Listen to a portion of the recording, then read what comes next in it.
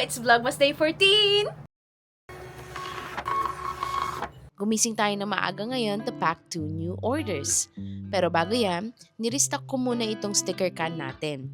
I did not realize na ubos na pala. So buti na lang at may supplies pa tayo ng containers at labels natin.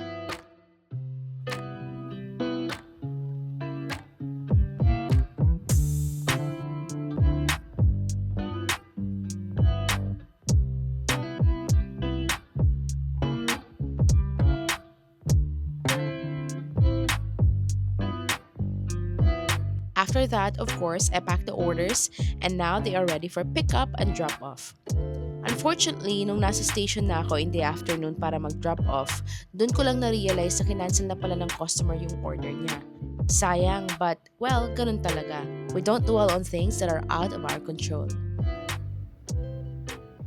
Alam niyo ba na maraming beses pa pala pwede magamit itong cutter mat na to? Yes, yung red strip na yan.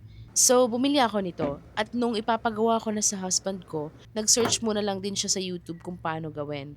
Di kami makapaniwala na hindi ko pala kailangan bumili dahil babaliktarin ko lang pala dapat yan. I shared the link of the tutorial below at nang magkaroon din kayo ng idea.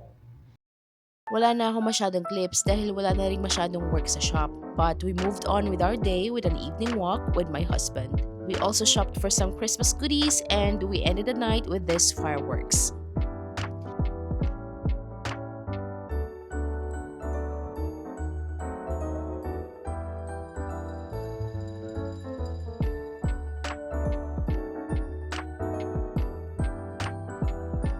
Yan lang muna for today's video. See you tomorrow for our 15th and last Vlogmas.